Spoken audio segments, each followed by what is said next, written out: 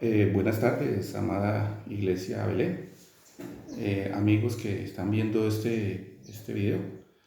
Qué rico que haya surgido el deseo, el anhelo de conocer más del Señor en medio de situaciones de pandemia. Continuamos con esta situación a nivel mundial. Y tenemos un tema muy bonito, muy interesante para este mes en el que estamos llevando a cabo en la iglesia, y él tiene que ver con las sanidades, ¿cierto? De la cantidad de sanidades que Dios ha hecho, está haciendo y muy seguramente va a hacer. Dios es el mismo ayer, hoy y siempre. Y para Dios no hay nada imposible. Si usted está pasando en estos momentos por ese valle de sombra, de muerte, valle de enfermedad, tenemos esperanza, tenemos nuestra confianza puesta en el Señor. Por eso los invito en esta tarde de miércoles, que dispongamos nuestra mente, dispongamos nuestro corazón para mirar qué el Señor nos quiere decir a través de su preciosa palabra, a través de lo que el Señor Jesús a través de las sanidades está diciendo. Entonces, yo los invito que para que el Espíritu Santo nos dé esa enseñanza que tiene para hoy. Oremos, y le voy a pedir que inclinemos nuestros rostros, cerremos nuestros ojos y oremos al Señor. Señor y Padre bendito, gracias te damos por este día. Gracias, Señor, te damos por la bendición de la vida, de la salud.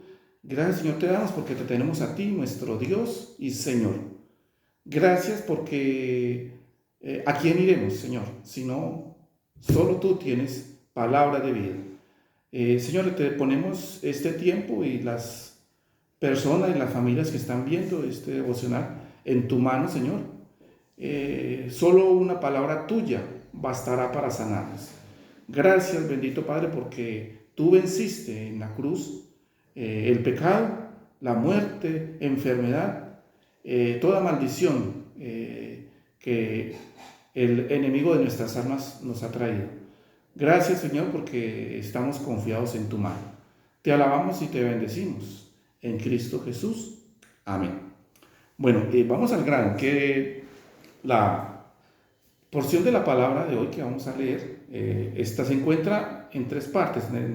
Está en el Evangelio de Mateo, para los que tienen por ahí listas sus notas o su cuaderno.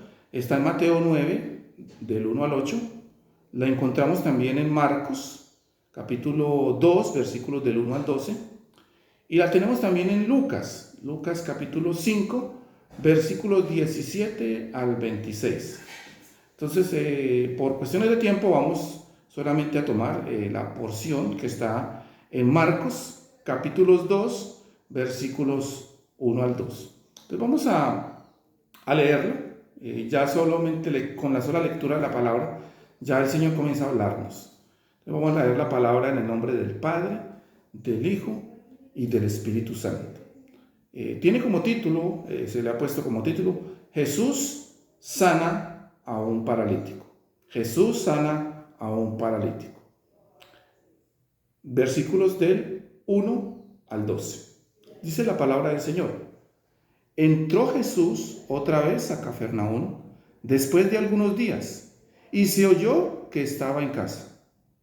E inmediatamente se juntaron muchos, de manera que ya no cabían ni aún a la puerta, y les predicaba la palabra.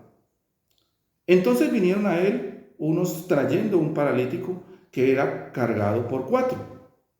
Y como no podían acercarse a él, a causa de la multitud, descubrieron el techo de donde estaba, y haciendo una abertura, bajaron el techo en el que yacía el paralítico.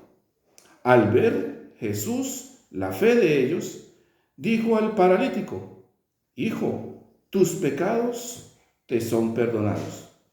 Estaba allí sentado algunos de los escribas, los cuales cavilaban en sus corazones. ¿Por qué habla este así? Blasfemias dice. ¿Quién puede perdonar pecados sino solo Dios? Y conociendo luego Jesús en su espíritu que cavilaban de esta manera dentro de sí mismos, les dijo: ¿por qué caviláis así en vuestros corazones? ¿Qué es más fácil? ¿Decir al paralítico, tus pecados te son perdonados? ¿O decirle, levántate, toma tu lecho y anda? Pues para que sepáis que el Hijo del Hombre tiene potestad en la tierra para perdonar pecados, dijo al paralítico: a ti te digo, levántate, toma tu lecho y vete a tu casa. Entonces él se levantó enseguida y tomando su lecho salió delante de todos, de manera que todos se asombraron y glorificaron a Dios, diciendo: nunca hemos visto tal cosa. Que el Señor bendiga su preciosa y bendita palabra. Entonces, vamos a entrar en materia, a estudiar esta porción, específicamente en muchos, en escuela dominical para los niños se toma mucho este tema, pero hay varias referencias interesantes o algunas preguntas que me gustaría hacerles. Por ejemplo, ¿alguna vez ha estado o ha entrado a una casa por el techo? ¿Alguna vez ha entrado a una casa por el techo? Pues la gente normal usa la puerta, pero un día, como dice el pasaje, un día un hombre entró por el techo a una casa donde Jesús estaba enseñando. Y lo más increíble de todos es que era paralítico. O sea, no solamente es inusual que entre por el techo, sino que era paralítico. Y era paralítico porque sufría de una enfermedad que le impedía moverse por sí mismo. ¿Cómo se logró esto? Y esa es la historia el pasaje que vamos a reflejar el día de hoy, vamos a estudiar el día de hoy. Vamos a mirar en el primer versículo que dice que entró Jesús otra vez en Cafarnaúm después de algunos días y se oyó que estaba en casa. Cafarnaúm era un pequeño pueblecito pesquero, ¿cierto?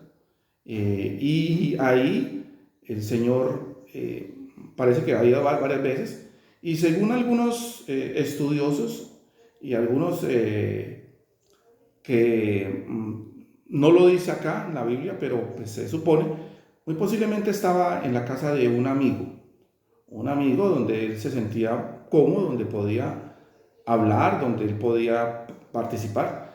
Algunos dicen que ese amigo era Pedro, era la casa de Pedro. Y ahí generalmente el Señor estaba ahí y se sentía bien. Y tengo una pregunta para hacer esta tarde. ¿Cómo está nuestra casa? ¿Será que nuestra casa tiene cabida para Jesús? ¿En nuestra casa Jesús se sentiría bien, cómodo? ¿Se sentiría bien con nuestras conversaciones, con nuestros diálogos, con nuestras acciones? ¿Tiene cabida Jesús en nuestra casa? Y aquí en esta casa que dice, estaba el Señor, ¿cierto? Dice en el versículo 2, ahí que inmediatamente se juntaron muchos, de manera que ya no cabían ni aún a la puerta, y les predicaba la palabra. Bueno, importante que una de las funciones grandes que hace el Señor antes de hablar de sanidades es predicar la palabra. Eso tiene una prioridad importante, la predicación de la palabra de Dios. Siempre nosotros que queremos buscar, a veces buscamos primeramente el milagro, lógicamente estamos en problemas, pero mucha de la gran prioridad que tiene el Señor para bendecirnos en nuestra vida es que nos apropiemos de su palabra y que nos volvamos hacedores permanentes de su palabra. ¿Cómo usted cree que es la vida o cómo se siente una persona que no puede moverse? Que quiera ir a alguna parte y necesite ayuda. ¿Cómo usted cree que una persona se siente que no pueda ir al baño? O que no pueda desplazarse a caminar o hacer otra cosa. ¿Usted, cómo cree que se siente? Es más, ahora de pronto hay hasta un poquito más de comodidades, hay sillas de ruedas, hay andenes con rampas donde uno puede, hay carros que están adaptados para personas con algún tipo de parálisis. Pero imagínense en la época de Jesús, en la época de Jesús donde simplemente tenía un sitio donde dormir esta persona y quedaba totalmente a merced de lo que los demás hicieran por él. De pronto, si quería ir al baño, tenía que esperar que alguien lo llevara, si quería asearse. Yo creo que es una situación de bastante indignación. La dignidad humana se ve muy comprometida en esta clase de situaciones. Nosotros los seres humanos nos gusta ser autosuficientes, nos gusta movernos, hacer cosas, pero el personaje de este relato tenía una parálisis y no podía moverse. Vemos cómo Jesús, a través de sus enseñanzas y sus milagros maravillosos, él siempre atraía a multitudes de personas, donde quiera que él iba, ¿cierto? Estas casas de Cafarnaúm eran casas muy pequeñas, y imagínense que pues cuando la gente se dio cuenta que Jesús estaba allí, de pronto iba a descansar, a tener un tiempo en privado, de pronto, o como dice el anterior capítulo, había tenido un viaje de predicación, tal vez quería descansar, pero tan pronto como la gente se dio cuenta de que él estaba ahí, vino a buscarle. Dice ahí en el versículo 2 que ellos llenaron la casa tanto que ya no cabían ni a la puerta. Ahí está en Marcos 2:2. Entonces Jesús comenzó a enseñarles.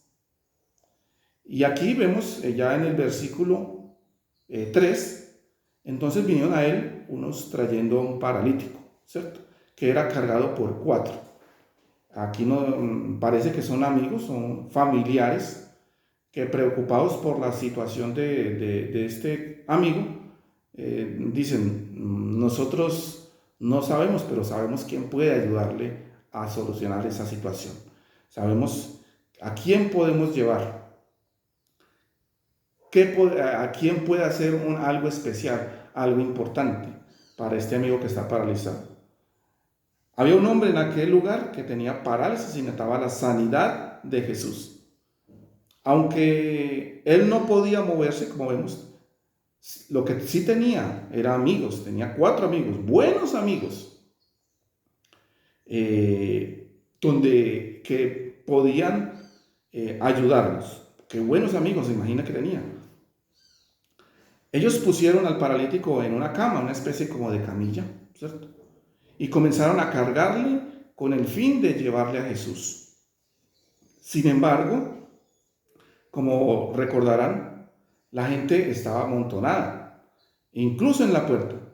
Así que estos hombres, llevando a su amigo en una cama, simplemente no pudieron pasar por medio de la multitud. Habla en Lucas 5:19. Se pensaría que algunas personas darían en permiso al enfermo, pero vemos que en esta situación no. Todos querían tener como la primera fila, ninguno se salía, inclusive viendo a estos 4 que iban con ese paralítico, ninguno se movió.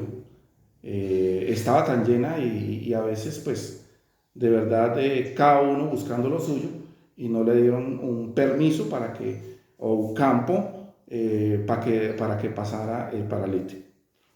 Los amigos, y podemos decirle que son amigos porque pues en cierta manera estaban comprometidos con este ser humano, y aunque él no podía hacer nada por ellos, su amor se ve reflejado en esos actos conscientes, esos actos sin estar pensando en recibir ninguna clase de bonificación, sin estar pensando en que yo lo ayudo, pero él no. era un paralítico y no podía hacer absolutamente nada. Qué rico tener amigos así. Qué belleza tener amigos así que lo lleven a uno a los pies del Señor. Los amigos del paralítico no se dieron por vencidos. Ellos también creían que Jesús podía sanar a su amigo. Los hombres se dieron cuenta que podían bajar la cama del paralítico por el techo y hasta Jesús. Cargar a un hombre hasta el techo de una casa y luego bajarle no es tarea fácil, ¿cierto? Es muy complicado. Además tenían que tumbar el techo, o sea, demasiado difícil, y eso después había que arreglarlo. También ellos lograron eso. Jesús, vemos en el versículo 5, que no vio la fe del paralítico. En este caso Jesús vio la fe de estos amigos. Ahí en el versículo 5 dice que al ver Jesús la fe de ellos, dijo al paralítico: hijo, tus pecados te son perdonados. Entonces, podemos mirar, ¿cierto?, cómo ellos no se dieron por vencidos, ¿cierto? Cargaron a este hombre hasta el techo, luego lo bajaron, gracias a que tenían fe en que Jesús podía hacer la diferencia. Ellos lo lograron. Jesús vio la fe de estos 5 amigos y sanó y perdonó al enfermo. Lo que los 4 amigos del paralítico hicieron por él, ¿ustedes creen que revela algo del carácter de ellos? ¿Cómo eran ellos? Con ese gesto tan noble, tan entrañable, tan desinteresado. ¿Qué refleja? ¿Cómo eran ellos? Ahora la pregunta: ¿qué clase de personas crees que eran ellos? ¿Eran buena gente? ¿Eran queridos?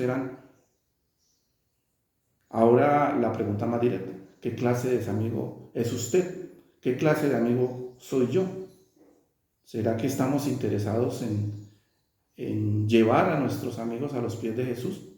Y no estoy hablando en este momento de una parálisis física. También Él sana dolencias físicas, pero también hay muchas personas paralizadas espiritualmente y necesitan de los amigos cristianos que sean como cabilleros y lleven al Señor Jesús, que Él tiene la solución y la respuesta para sus problemas. Tiene las soluciones y respuestas para darles vida y vida en abundancia. Ya que era Dios, Jesús, Él sabía que estos hombres no podían entrar por la puerta. Interesante, ¿cierto? Jesús lo sabía todo, Dios lo sabe todo. Y ellos sabían que había alguien allá afuera luchando, bregando por entrar. Y no podían, la gente no los dejaba. ¿Por qué cree que Jesús no salió a recibirles, sino que se quedó adentro? ¿Por qué? ¿Por qué no hacer las cosas más fáciles? ¿Por qué esperar a que hicieran un roto en el techo y subieran a este señor por ahí, se tomaran todo ese trabajo? Eso nos dice que a veces nosotros tenemos que hacer nuestra parte, a veces.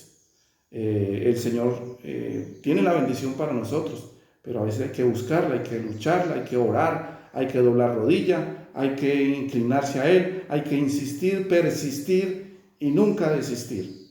Es importante que nosotros tengamos esa disposición y ese deseo de luchar por la bendición.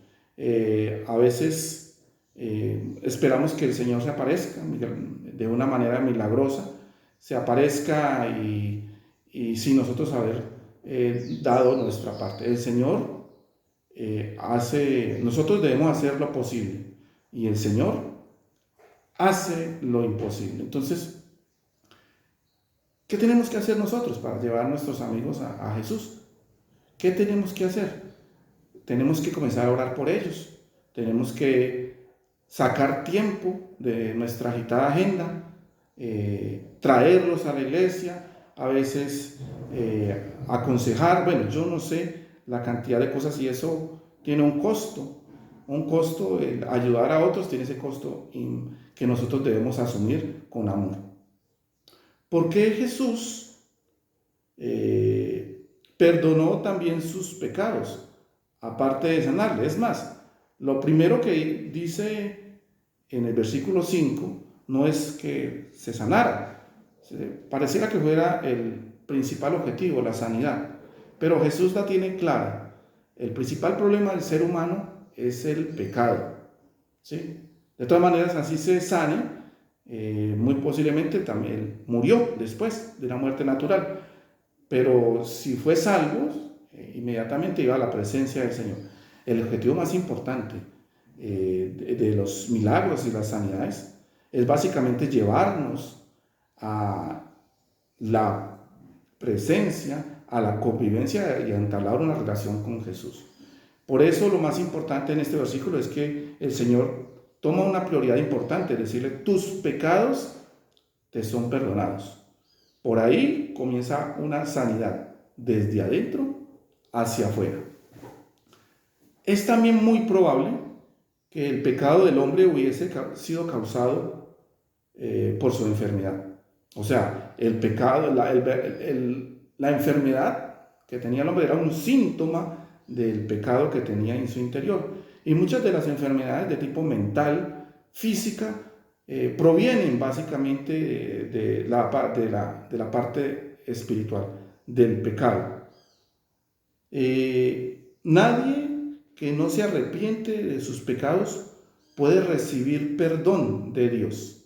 Eso lo tenemos en Hechos, va a buscarlo, Hechos 2:38. Dice ahí, Pedro les dijo, arrepentíos y bautícese en cada uno de vosotros en el nombre de Jesucristo para perdón de los pecados y recibiréis el don del Espíritu Santo. Entonces, hermano, también es importante que nuestros pecados sean perdonados. ¿Y quién es el que puede perdonarnos? El Señor. Entonces, pero Jesús no únicamente quiso sanarlos, sino que también perdonó sus pecados para demostrar que Él era Dios. Ya lo hemos visto anteriormente, o lo vimos que habían gente ahí. Estaban, no todos los que son, no todos los que están son, y no todos los que son están. Y a veces en nuestra misma iglesia hay personas que están para criticar, que están para mirar a ver qué pasa, están como expectantes, están ocupando un espacio prácticamente que otros ni tan habían ahí. Vemos en el versículo 6, estaban allí sentados algunos de los escribas, los cuales cavilaban en sus corazones. ¿Por qué habla este así? Blasfemias dice. ¿Quién puede perdonar pecados si no solo Dios? Vemos claramente que aún hay gente ahí que no está mirando para ver el error, de pronto para criticar, no están en la tónica de fe, no están en la tónica de ver el obrar de Dios. Y en la iglesia a veces también pasa lo mismo. ¿Cuál es la tónica de nosotros? ¿Cuál es nuestro sentir cuando vemos el mover del Espíritu Santo en la iglesia? Entonces, pero el Señor también conocía y sabía que esas personas ahí, es más, les escuchaba o les conocía, dice en el versículo 8, conociendo luego Jesús en su espíritu que cavilaban de esta manera. Recuerde que es uno de los atributos de Dios. Dios puede conocer aún nuestros pensamientos. Los pensamientos que aún antes de ser pronunciados, ya Dios sabe de qué estamos pensando. Entonces, hay que tener cuidado que pensamos, pero también eso demuestra que Dios no es únicamente un maestro, no es únicamente un profeta, que Jesús es Dios. Aquí vemos la divinidad, la doble divinidad de Dios, hombre, Dios. Y aquí vemos que Él podía conocer lo que cavilaban, lo que pensaban estos escribas y quería que ellos supieran que Él era Dios, ¿cierto? Por tanto, tenía autoridad de perdonar pecados. En Mateo 9:6 dice eso. Gracias a Jesús, el paralítico dejó de ser paralítico. No tuvo que ser levantado nuevamente por el techo y no necesitó que alguien le sacara en una camilla o en una cama. Él mismo salió por la puerta llevando su cama y toda la gente glorificó a Dios por esta sanidad y la salvación. Esta es una historia pues maravillosa, de fe, de amistad, de perdón. ¿Qué podemos aprender? ¿Qué podemos aprender a través de esta historia, de este pasaje? Cómo los 4 amigos del paralítico debes de tratar de llevar a tus amigos a Cristo. ¿Lo estás haciendo?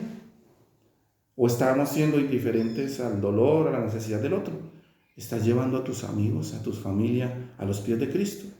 Pues es el mejor acto de amor. Es lo mejor que puedes hacer por otro semejante, especialmente por los amigos. Es más, a veces Dios te ha puesto como amigo de alguien y tú eres el medio para que vengas a Jesús. ¿Cuántos de tus amigos conocen que tú eres cristiano? ¿Y cuántos amigos conocen que Cristo tiene respuesta a su vida para cualquier situación o problema que tenga? ¿Qué clase de amigo eres? ¿Un amigo indiferente o un amigo que quiere comprometerse en la sanidad espiritual, física y mental de sus amigos? Dios puede hacer la diferencia, pero tú eres instrumento y cada uno de nosotros somos instrumentos en las manos del Señor. Nuestros amigos necesitan la enseñanza y el amor de Cristo más que cualquier otra cosa. Como los 5 amigos, no debemos desalentarnos o poner límites a tu confianza en Dios. Siempre hay una manera de hacer las cosas que Cristo quiere que hagas. Y como el paralítico, con la ayuda de Dios, podemos arreglar los problemas en nuestra vida y comenzar nuevamente a andar con Cristo. Tengo 2 preguntas para ir cerrando este tiempo. Y la primera pregunta: ¿tienes amigos tan buenos como los del paralítico? ¿O son solamente amigos de farra, o solamente para los tiempos buenos, para los tiempos festivos? ¿Qué clase de amigos tienes? ¿Son amigos que te están llevando a tener una relación más íntima con el Señor? ¿Son amigos que se preocupan que usted esté en contacto con Dios? ¿Qué hicieras tú por ellos? Ahora, ¿qué clase de amigo es usted? ¿Qué clase de amigo soy yo? Estamos comprometidos con estos amigos y con el Señor para llevarlos a su presencia. Otra pregunta es: Jesús sanó y perdonó al paralítico. ¿Qué es más importante? ¿La sanidad física o el perdón espiritual? ¿Ustedes qué creen? ¿Por qué? ¿Qué es más importante, la sanidad física o el perdón espiritual? Porque hay mucha gente que aún cuando vienen a las iglesias buscando una bendición, buscando trabajo, buscando sanidad, pero sucede una cosa muy triste, que una vez reciba su trabajo, recibe su bendición, se quedan con la bendición, pero se olvidan del dador de la bendición. Se quedan con el milagro, pero se olvidan del hacedor del milagro. Por eso, a veces las enfermedades y las situaciones problemáticas de nuestra vida es una forma de atraernos al Señor, a la verdadera razón y a la verdadera raíz de los problemas. Es la sanidad, el perdón espiritual que el Señor tiene para cada ser humano. Porque sin eso no podemos entrar en el reino de Dios. Entonces, yo los invito, ya terminando este estudio, en que enumeremos los amigos que tenemos, los conocidos. ¿Cuántos de ellos conocen que, no somos, que somos cristianos? ¿Cuántos de ellos conocen que Jesús es la respuesta? ¿Cuántos de ellos conocen que a los pies de Jesús hay sanidad tanto espiritual como material? Y si no lo hemos hecho, ¿por qué? ¿Por qué no lo hemos hecho?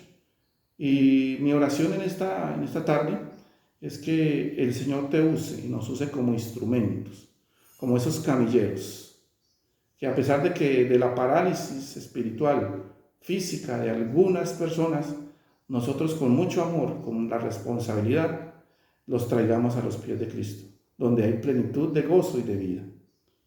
Mis hermanos, que Dios los bendiga y nuevamente el Señor quiere encargarlo y encargarnos de traer muchos de nuestros contactos a sus pies. Entonces ahí está la responsabilidad y aunque nosotros no podemos hacer esos milagros, el Señor sí lo puede hacer. El Señor sigue obrando en el pasado, obra ahora y obrará por siempre. Entonces que nuestro silencio y nuestra indiferencia no sea causa de que nuestros conocidos sigan sufriendo o se condenen a una vida eterna sin el Señor. Que el Señor los bendiga y que tengan una feliz tarde y una feliz noche.